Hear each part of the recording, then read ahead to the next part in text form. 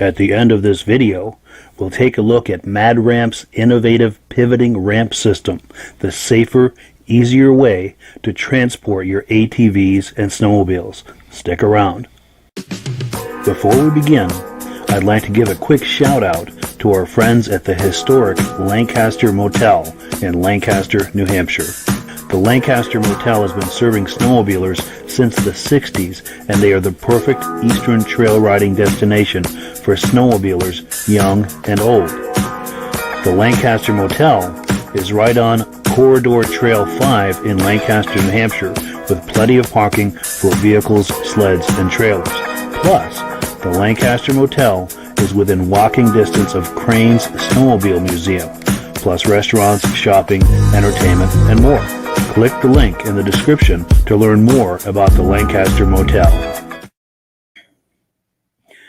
Good evening, and welcome to the podcast. I'm really glad you're here tonight. Now, you may be wondering, is this guy live or is this a rerun? Well, I'm very much alive on this April the 15th, 2021. We're officially on hiatus with the podcast for the summer months, but I will pop up from time to time with programming, or just because I can't really turn my back on this for very long. I enjoy it too much. So I had to come back and say hi to everyone. I've got some things in store for you tonight. The format will be a little different than we're used to. We're going to get to that in just a moment. Before we do, as always, let's check and make sure that everything is working properly. If you can hear my voice and see my face, I'm going to ask you to make a comment. Let me know where you're viewing this from and whether you're a first-time viewer or a regular viewer. Now, if you're a first-time viewer, I thank you for dropping by to check us out. I hope you enjoy it and decide to come back here every week, every Thursday night. Even during the hiatus for the summer months, I'm going to be airing reruns, and I'll always have something in this time slot. And I thank you for stopping by to check us out, and hope you will continue to do so every Thursday night at 9 p.m. Now, for our regular viewers, I thank you so much for being a part of this. It's one thing to do something like this. It's yet another thing altogether for people to show up for it. And then still something else for people to show up every single week. And that just means the world to me. I love that. And it puts wind in my sails to keep me doing this, that people turn up for this every single week. So I really appreciate it. So let's look at some comments, and now we're going to get right into the programming. We have Sue Wood is here saying she loves it. Thank you, Sue. Good to have you aboard. We've got Lyndon J. Dewey, regular viewer, and he is back. Pat Lima from Southeast Missouri. Thanks for dropping by, Pat. Pat is a regular viewer as well. Darren Gissel, loud and clear, from North Dakota. And then we have Joe Tello from Wareham, Massachusetts, regular viewer. And thank you so much, Joe, for dropping by. So what do we have on tap tonight? Well, we've got a couple more comments, then we're going Gary Palmer is stopping by, and we have Kevin Olson, regular viewer from Shawano, Wisconsin. Okay. Oh, and then we have Sam Farringer, regular viewer from Spring Grove, Pennsylvania. He loves the Skedaddlers. One last comment before we get into the programming. Diane Baker, who is going to be inducted into the Eastern Snowmobile Racing Hall of Fame this September. And Diane says it's snowing in the Catskills right now as we speak. And I think we've got some coming our way as well. So let's get into the. Oh, and we've get Dick Rollison from Troy, Pennsylvania, semi-regular viewer. Well, I hope we can dazzle you tonight and turn you into a regular viewer. Okay, so what do we have on tap tonight? Now, you know that we collaborate and push the Eastern Snowmobile Racing Hall of Fame very hard on this program. They're great friends of ours. They're doing great things, recognizing the Eastern racers of yesteryear, and they're good friends of ours, and we do a lot with them. Now, in a few minutes, we're going to be playing an interview that I did with the founder of the Eastern Snowmobile Racing Hall of Fame. His name is Midge Rosebrook, and you've seen him on this program many times. I'm going to be playing an interview that I did with him last fall. But before we do, I owe you guys a little apology. I tried to go live earlier this week. I think it was Sunday, and I guess I just didn't have a good signal. So the live feed that I was doing was going in and out, and it just wasn't going very well. So I tried it again, just I videotaped it with my cell phone, and I'm going to play it for you right now. Now, what we've got is the back of my neighbor's property. She has an old vintage snowmobile. We've talked about it several times, but we've never actually gone over and looked at it. So that's what we did Sunday, and I was able to identify it. But I'm going to build the tension a little bit and let you guys guess as to what it could possibly be. And I will put your guesses on the screen. At the end of the video, there is a reveal to let you know what it is. But please leave your guesses and comments as to what you think it might be while I'm playing the video, and then I'll catch up with you on the other side. Let's take a look at this find out behind my neighbor's property. Okay, folks, it's Mike again. I tried to go live a little earlier, but apparently I'm right on the edge of having a signal. So I kept losing the signal the closer I'd get to this old snowmobile. This old snowmobile is on the back 40 of my neighbor's property. We were both doing yard work at the same time, got to talking, and I know she had told me about this before, but the time was right. I wanted to come by and see it. So she took me over and looked at it. Now there is a tag on it that says what it is as far as the make and the model number. Obviously late 60s. But the reason for calling you all here today is I wanted to play a little show and tell and guess what is it, or guess what it is, however you want to phrase that. And I've got a lot of wind coming up here, going over the mic. But yeah, what do you guys think this is? There is a tag on it. It says what it is as far as the brand and the model number. It doesn't say the name of the model, just the model number. But I'm going to see if I can come around the other side here without wiping out. It's kind of steep here, as you can see. I don't want to end up down there, if I can help it.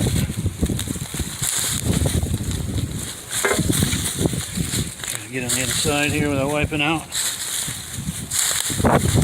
Now, here's a big hint. See that purple? Now I know we're all probably jumping to a conclusion when we see purple, but it obviously isn't the obvious purple kind of tunnel. So what do you guys think it is?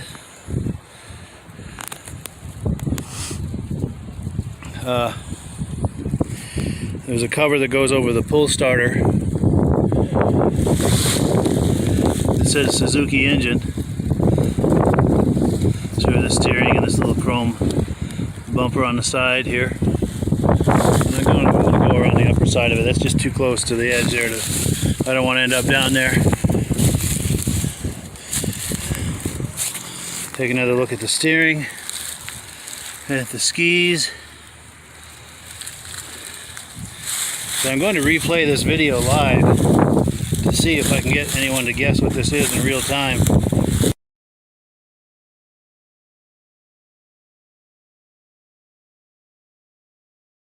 Alright, and here's a Suzuki, looks like the cover on the pull starter. And this is just laying on the ground. Looks like part of the exhaust. I don't know exactly. I like to ride them. I'm not so good when it comes to fixing them. I can do basic stuff. Belt changes, spark plug changes, stuff like that. But beyond that, that's about as deep as I get. So, I think I've teased you long enough. Let's do the big reveal. Show you what this is. See if I can get in close.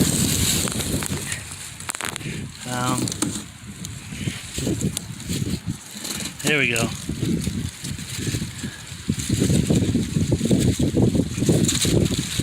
It's a Dolphin model 1900. It says the series, but I'm not close enough to it with the naked eye to see what it is. But there you have it, folks. You saw it here on Vintage Snowmobile Lovers.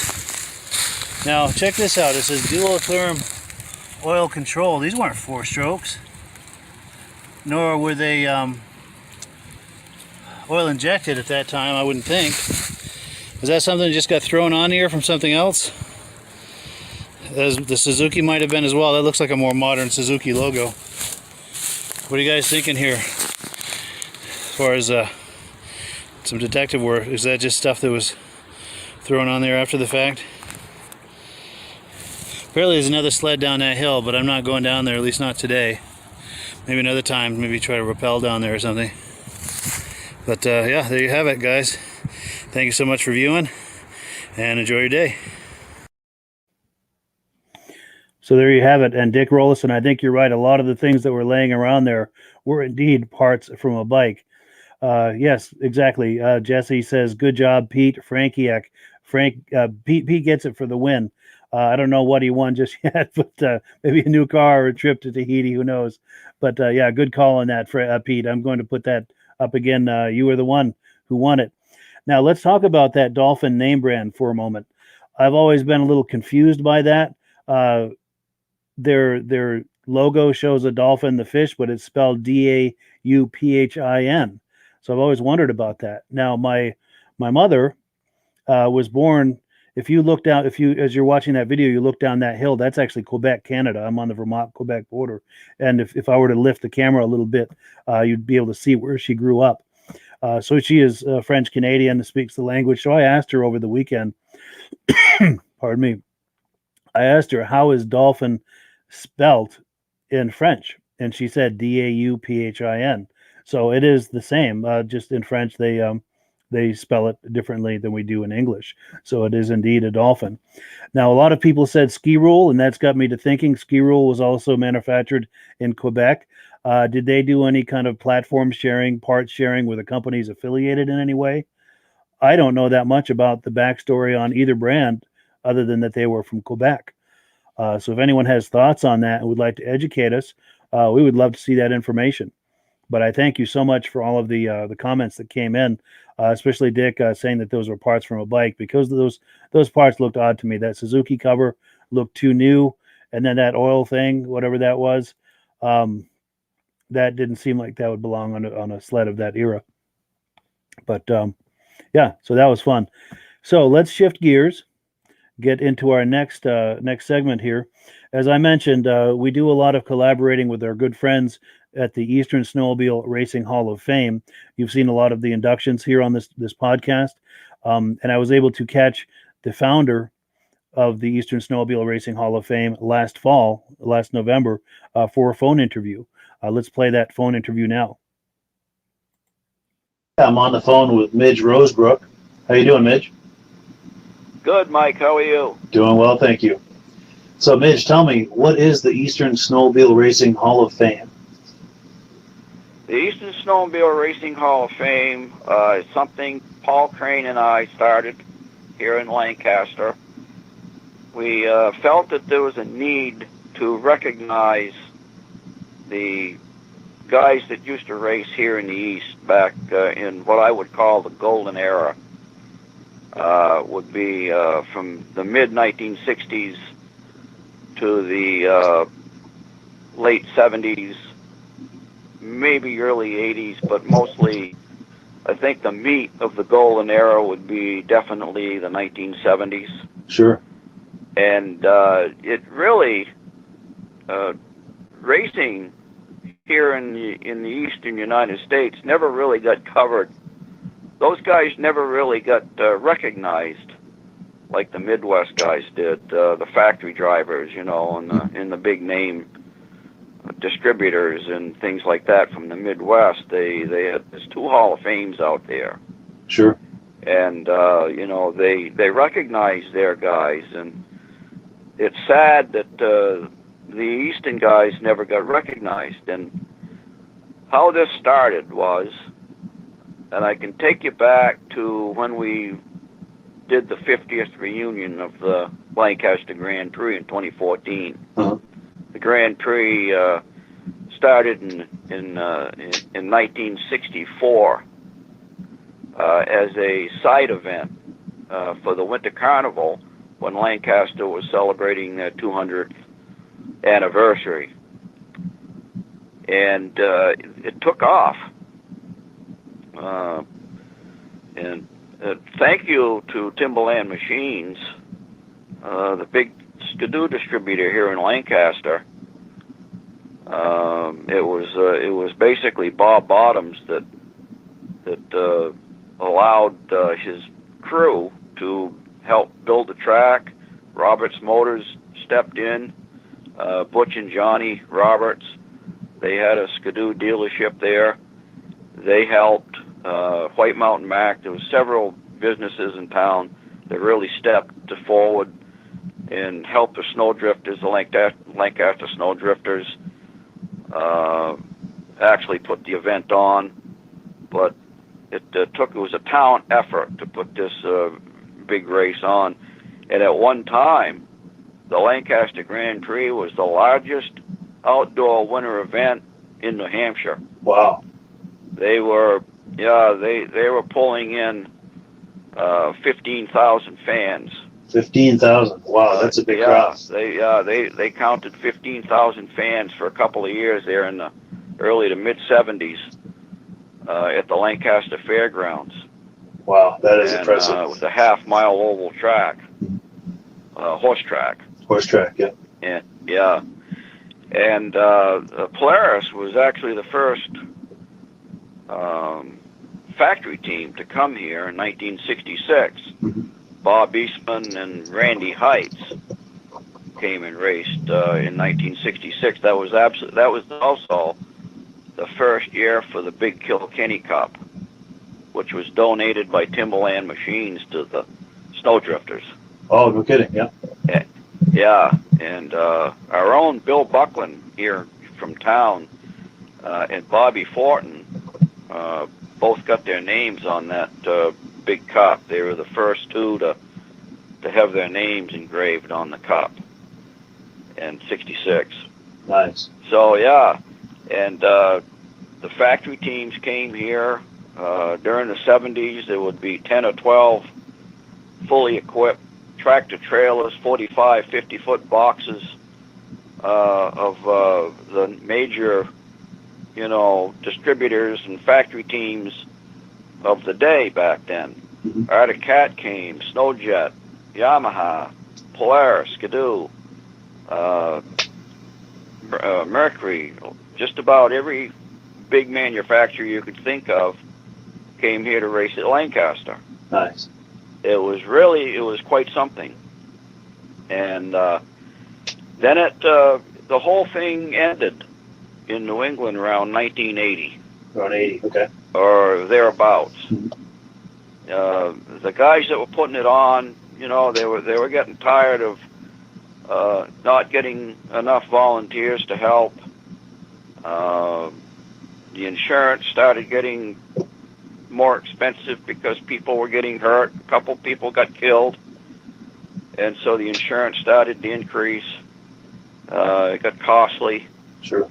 Even though the Grand Prix moved down onto the meadows, it got away from the telephone poles and the hazards of what occurred at the fairgrounds. Mm-hmm. It was one of the most safest tracks running back then, and everybody touted how great the track was. They iced it down.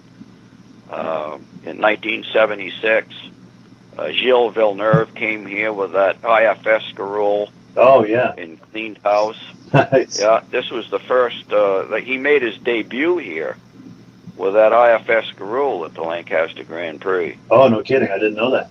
Yeah, Nice. He made his national debut, and in the stands watching that day was Bob Eastman from Polaris. He was the team captain, if you will, Bob Sure. Eastman. Yeah. And his teammate Wes Pesic was there watching, and this was in 1976. And they were so impressed with that Bob went back to the factory. They raced at Bangor that next weekend. They went back to the factory, and he called up a guy by the name of Gordon Rudolph, who had been himself dabbling with IFS sleds on his own. And he says to Gordon, he hired him to come help them set up a new Polaris racer for the next season. It turned out to be that RXL. Oh, yes, with that suspension, that front suspension. And of course we know that cleaned house. Sure. And but in 1977, also, it was the last year of the Grand Prix. Oh, no kidding. Yeah, 77 was the last year of the Grand Prix. And they raced in Bangor, for a few years after that, and Scarborough. But basically, by 1980, 81, 82, racing dried up here in New England, and that was about it. And everybody went back to their day jobs, and it was a strange thing.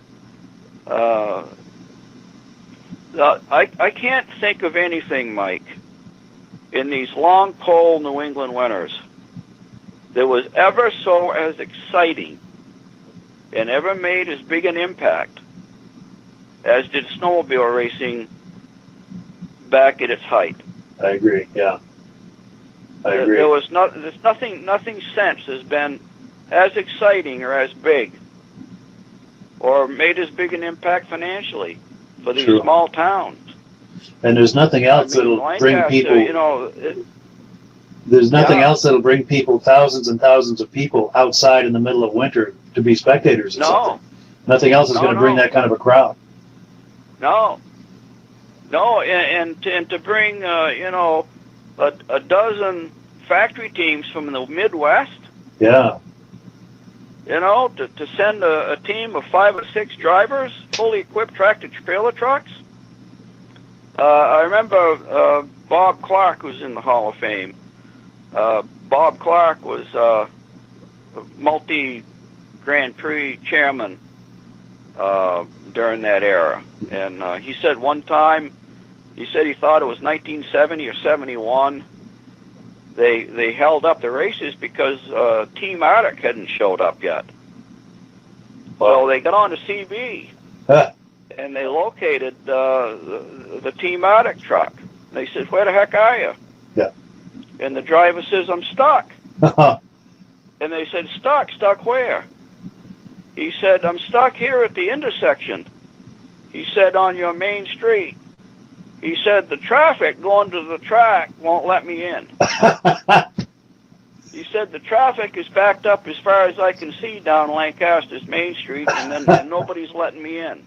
Wow. So they had to escort.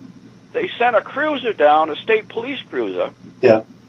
And he escorted Team Arctic's big truck up the left-hand side of the road from that triangle on the end of Main Street there that splits Route 2 and Route 3. Yes.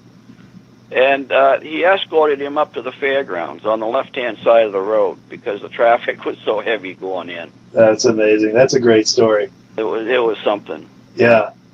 Now, while we're talking about this, I wonder if you could tell me too that Lancaster was obviously a massive location and experience for racing, but there were.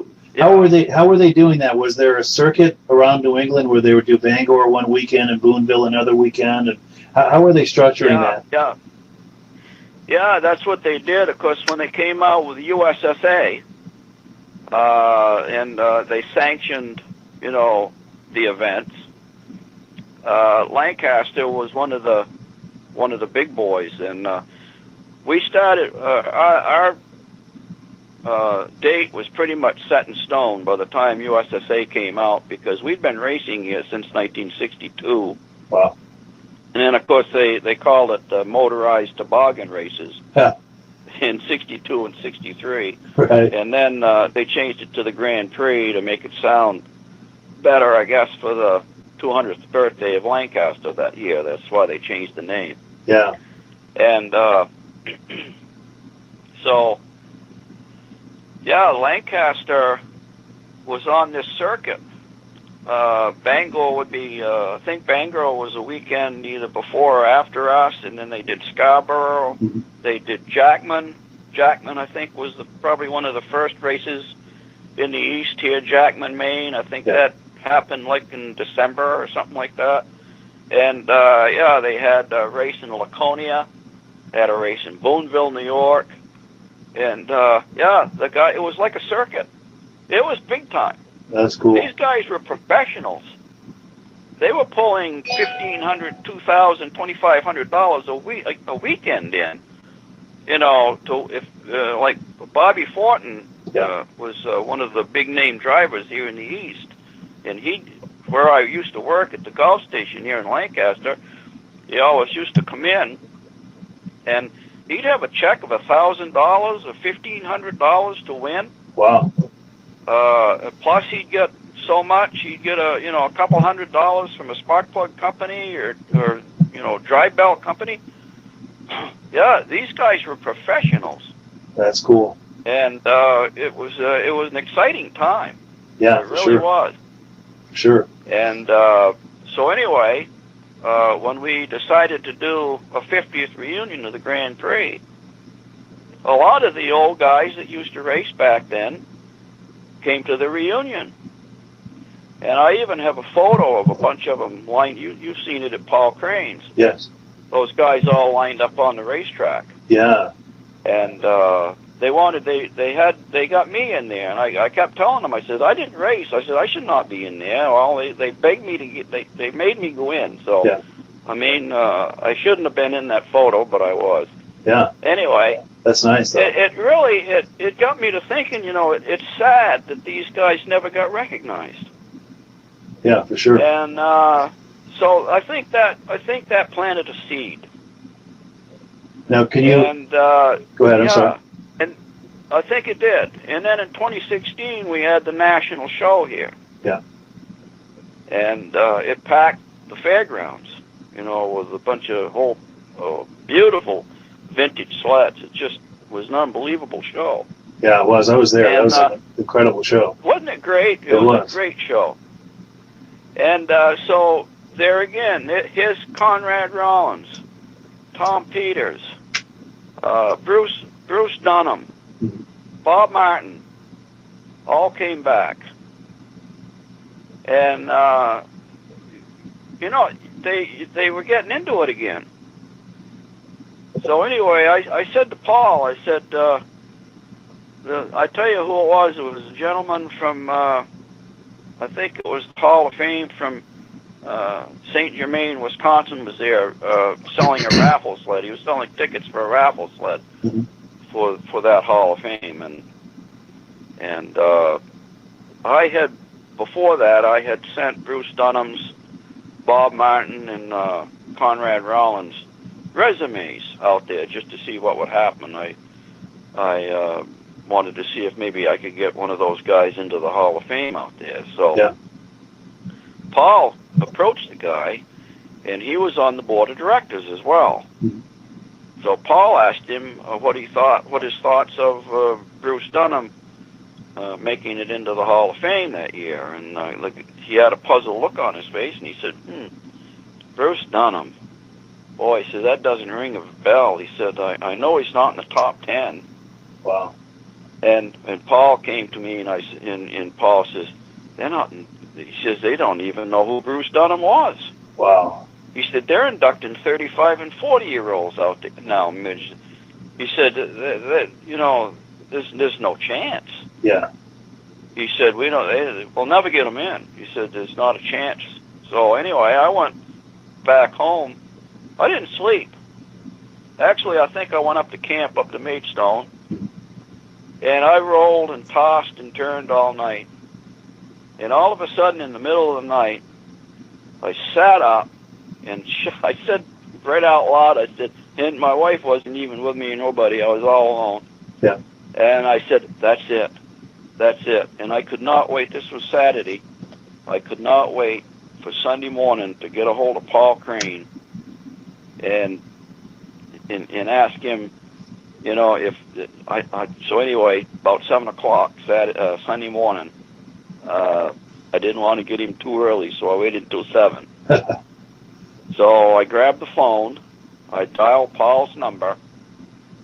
Paul answered, and I says, Paul, you sitting down? And he says, no. He said, I could. I said, what are your thoughts on having our own Hall of Fame? I said, we could do it at your museum. Paul says, let's do it. Nice. Just like that. Wow. And that's how it started. And the ball has just continued to roll from there. And it's continued to roll from there. We inducted our first inaugural 4 people into the Hall of Fame in 2017. It was May 19th, I think, of 2017. We inducted our first 4, and then the next year we inducted 5, and then the next year we inducted 5 more, and in this last year we inducted 7. Nice. Now, can you tell me about some of these people who've been inducted, and also what qualifies someone to be inducted into the Eastern Snowmobile Racing Hall of Fame? You know what? You don't have to have a perfect record. Mm-hmm. I think when you say the Hall of Fame, the word fame means famous. Okay, that's just a short for famous. Mm-hmm. It's the Hall of the Famous, really. Sure. And Tom Peters. For an example, we just inducted Tom Peters this year. He's from northern Maine, way up near the border of Canada. Tom Peters was a hero to those guys up there. And he never raced in any place but Maine. Never went outside of the Maine borders. Yeah. And to those people in those small little towns in northern Maine, there was no bigger name than Tom Peters. Wow. And he was actually inducted into the Maine Motorsports Hall of Fame. The only snowmobile racer to be inducted into the Motorsports Hall of Fame. That's an honor. Yeah. Yeah, it is.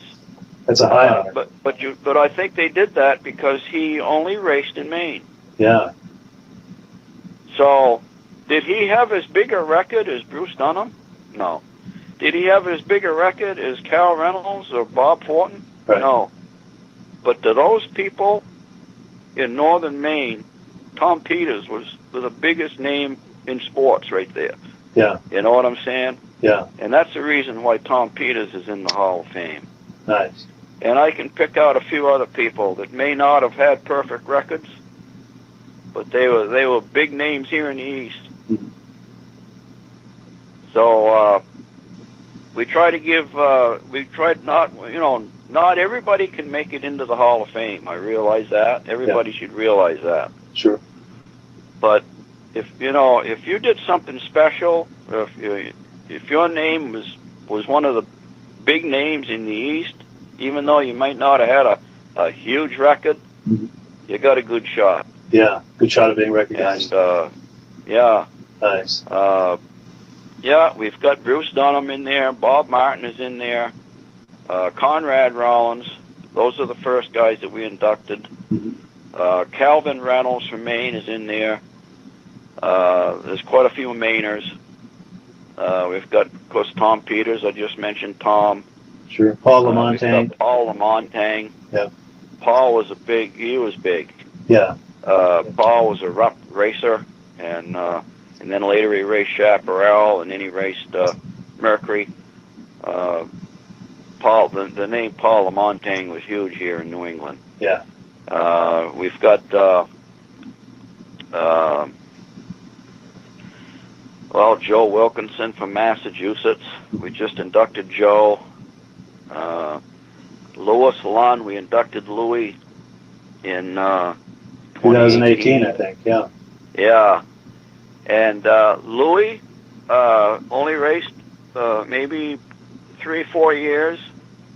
I think he got number 9 bib one year, so he's top 10. Yeah. But what made Louis special? He may not have had as big a record, maybe as Bob Fortin, but what made Louis special was he was the first person to drive an IFS sled. Oh, no kidding. Yeah. Yeah, because he was racing for Harrington King in Randolph, Mass. In 1972.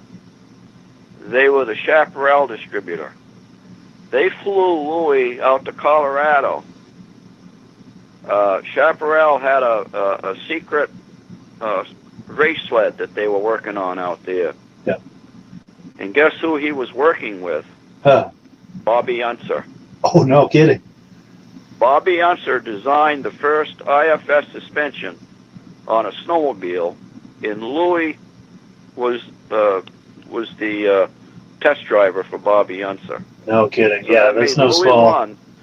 He was the very first person to drive an IFS sled. And what sled today doesn't have an IFS suspension? Yeah, that's standard today. Yeah. So that in itself That's huge. is a reason why Louis Lund needs to be in the Hall of Fame. Yeah.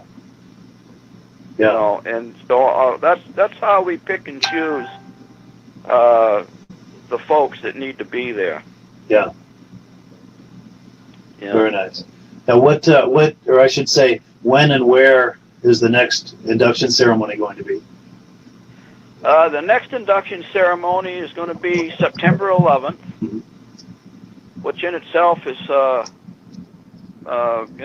a very nice date to maybe have it, but it's the weekend after the fair. Okay. And I'll probably say something, about September 11th. And, Yeah, to kind of honor that solemn moment. A little something there, right? Yeah. But it seems to be the best date for us because we're inducting a person from New York who is heavily into stock car racing, and his grandson races stock cars, and he's on the pit crew. Yeah. And so that happens to be the only open weekend for them. Gotcha. So in order to have him be able to attend the induction, that's the weekend we had to pick. Sure. Sure. Yeah. And this is going to be at Crane's Museum in Lancaster? Yes, this will be at Crane's Museum, and we'll do another outside ceremony. That seemed to work really good. That was very nice. Hopefully it doesn't rain. Yeah. If it does, we'll try to do it Sunday probably. Yeah. As a rain day. But hopefully, usually by that time in the fall, we have really, really nice weather. Yeah. And I'd like to add, too, that if anyone is planning to attend this from out of town, there's no other place to stay. Lancaster Motel. The Lancaster Motel, absolutely. There are good friends over there. Absolutely. They've stepped to the plate. They are so all over this thing. The Lancaster Motel grew up with snowmobile racing. I believe that was built in 1956. Mm-hmm. It was built by Norman McLaughlin. Yeah. His daughter Sally married Mike Beatty, who is in the Hall of Fame at Riverside Speedway as a stock car racer. He was a well-known stock car racer here in New England back during the 60s and early 70s. Yeah. And Mike Beatty was a multi-Grand Prix chairman. So there's a big history of the Lancaster Grand Prix tied to the snowmobile circuit racing. Yeah. And And didn't they used to have the awards ceremony at the Lancaster Motel? That's where they had the award ceremonies during the original Grand Prix. Yeah, and I think a lot of the racers stayed there. Yeah. Yeah, I mean, can you just imagine, Mike, bellying up to the bar with Bob Eastman or Larry Colton? That would be amazing. Or one of the Trapp brothers, or, I mean, they were all here. That's where they stayed. That would be amazing. This place is huge. Yeah. Not in size, but in history. Yeah, the history is rich. Yeah, very rich with the Lancaster Motel. So I think we probably will have to make that our official site. I agree. For the Hall of Fame, the Lancaster Motel is the official place to stay. Yeah, for sure. There's no other. And and they fixed the rooms all up. The people that just purchased the motel have done a tremendous job on the place. They've gone through every room. They put in all new Wi-Fi, new TVs, refurbished every room. New flooring, everything. They brought it back up to snuff, and it's going to be it's a great asset. Yeah, to and the it's town and to this Hall of Fame. And it's just walking distance from the ceremony. Yeah, it's only a block away. Yeah, from Crane's Museum and the ceremony. Yeah. Yeah. Now let me ask you this: each year that I attend this induction ceremony, the crowd gets bigger and bigger. So this is something that's growing, and the future is looking bright.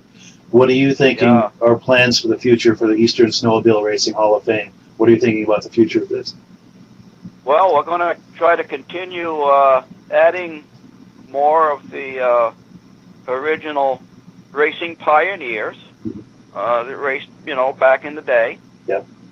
They're getting older all the time. They're in their late 70s, mid-late 70s, early 80s, and we'd like to get them, here while they're still with us. Yes, the clock is ticking. That being said,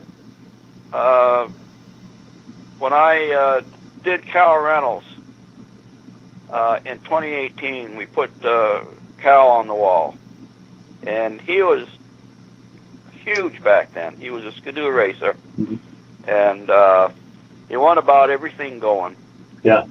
And anyway, after the ceremony, instead of going up for photos, instead of thinking about himself, Mike, I felt an arm across my shoulder, and it was Cal Reynolds whispering in my ear. He said, Midge, Bob Fortin really needs to be up there. And I says, I know, Mike. I says, I know, Cal. You know what, though? What we're thinking about doing is getting all the people up there that are with us first, and then we'll try to do the ones that have passed away at a later date. And he shook his head and he said, Midge, he said, that Bob Fortin needs to be up there more sooner than later. Yeah. And so I told Paul what Cal said. And Paul said, yeah. He said, what we probably should do is induct 4 people that are with us and maybe one who's passed away each year. Yeah. Because you know what? Their families aren't getting any younger either. That's true, isn't it? Yeah. Good point. So in 2019, we had Bob Fortin's 2 sons, Michael and David, attend. And I asked Cal, I emailed Cal, and I said, Calvin, would you please say a few good words about Bob Fortin, because you raced against him. He raced for Timberland Machines, and he knew Bob very well. He said, certainly. He said, I'd love to do that. So I introduced Cal when we did Bob, and his 2 sons stood up there. It was quite moving. I remember that. It was very touching. Yeah. So, Calvin did that for us, and we thanked him. And I know he's a busy man. You know, Cal's got several businesses over in Maine there that he has to attend, and so I said to him, I said, when he said, yeah, I said I would do Bob Fortin for you guys and say a few good words about him. Yeah. And I said, well, I'm just pleased that you could do this just one more time for us, Cal. I know you're busy. He said, Midge, let me tell you something. He said, as long as me and my wife Mary Ann are able, we will be attending every single Hall of Fame induction that you're going to hold here from now on. Nice. And he's true to his word. I've seen him at every one. Yeah. And he spoke this year at Ted Wynot. Ted Wynot, of course, was a flagman for those guys for years and years. He was also a Yamaha representative, and Cal sold Yamaha over there in Maine. So, you know, Ted was over there a lot, and he was a good friend of Cal's. And so Cal spoke a few nice words about Teddy this year. That was nice, yeah. So, yeah. Yeah, very nice. So any final words, Mitch, before we close this interview? Do you have any final thoughts you'd like to add about the Hall of Fame? Well, I just want to tell you folks how much we appreciate Mike LaPierre here that's interviewing me. Mike has gone overboard for us, and I just have to put that in. I appreciate that. We really appreciate everything you do, Mike. Well, you're very welcome. As far as this Hall of Fame, we hope to continue this down the road, and we hope to get as many of our original pioneer racers who were big names back then on the wall at Paul Crane's museum. And that's basically where we're at. And these inductions are free. Anybody can attend. Bring a lawn chair and join us. If you are my age, I'm going to be 70 in March. If anybody out there remembers those events the way I did, and stood out in the cold for 3 hours or 4 hours watching those guys race, if you can remember the exciting time that was, then this is for you. Yeah, because reliving the golden age. You get to cheer these guys on. You get to shake their hand. You get to talk to them, and you get to see these guys be recognized. That you know, it was just an event that will never come back again. We'll never ever see anything that exciting again. And if you want to relive those moments just one more time, please join us. And the next event is September 11th, 2021, at Paul Crane Snowmobile Museum in Lancaster. Yeah. And I'd like to add to that, to what you just said. Right now is the golden age of celebrating the golden age of snowmobiling. Exactly. It truly is. And I'd like to invite everyone who's within driving distance to come on by and enjoy it with us. It grows, it gets bigger every year. It's a wonderful thing. Yeah, stay at the Lancaster Motel. Yeah. Yeah, and then come by to the after party at the Lancaster Motel as well. It's a wonderful time. They have an after party at the motel. I mean, you know, back years ago during the Grand Prix, I told these guys, I said, you race handlebar to handlebar all day long and stand elbow to elbow at the bars all night. That's true. It was. They used to pull the engines off because, you know, these guys. These guys were crazy. They used to pull the engines off their sleds and take them inside the motel room and rebuild them for the next day's race. Nice.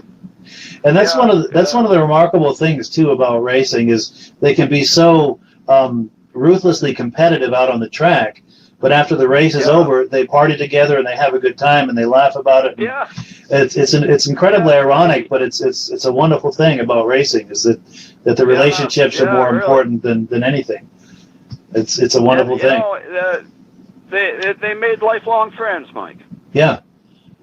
You know, these guys, when their eyes light up the minute they see an old competitor. Yeah. You know, that they haven't seen for 40 years. You know. Yeah.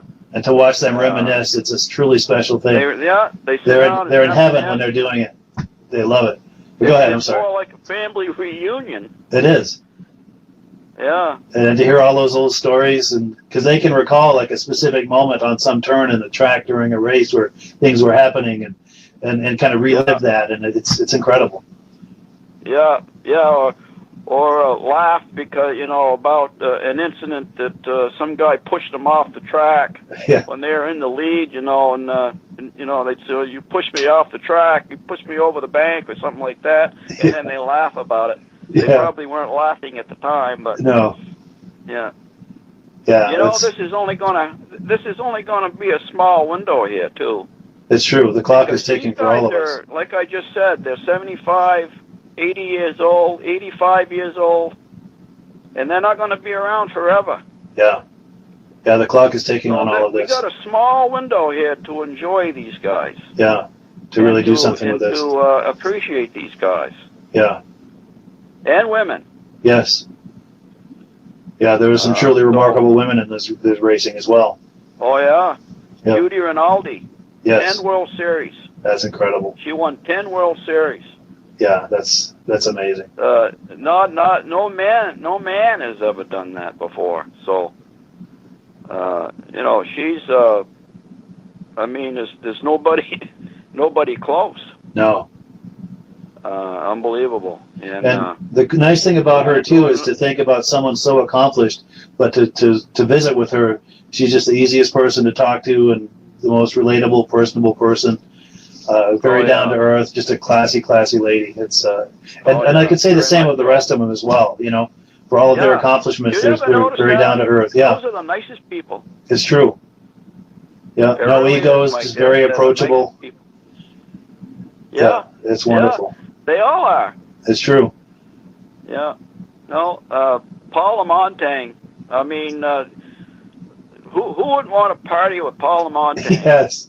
He is the best guy to hang out with. Lucky guy. Yeah, he's a lot of fun to visit with. He's a lot of fun. He really is. Yeah. Yeah. Yeah. Well, good. Well, I appreciate your time with us, Midge, and yeah, we'll close it out. But I really appreciate your time, and we'll have more interviews on this topic, I'm sure. Oh, absolutely. Yeah. Alrighty. I've got more tales to tell. Well, good. We'll look forward to it. Okay. All right. Thanks for this, Mike. You're very welcome.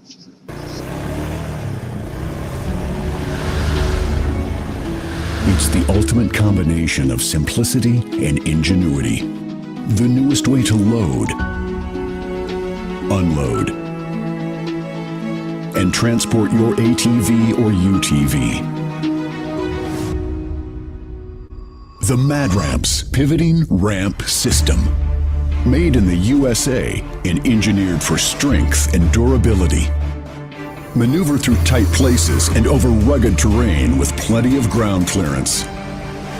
No licensing, no ongoing maintenance costs, and no storage hassles like trailers. Won't slip or move like conventional ramps. Free up more cargo space in the bed of your truck. Securely connects to your truck's receiver hitch. Easily extends for safe loading and unloading. Seamlessly retracts for highway and off-road travel. DOT approved in all 50 states and Canada. Quickly disconnects in under a minute. A unique space-saving storage system. The Mad Ramp's Pivoting Ramp System. Go farther. Go faster. Go safer. When you order using the link in the description, I'll send you 3 free Vintage Snowmobile DVDs.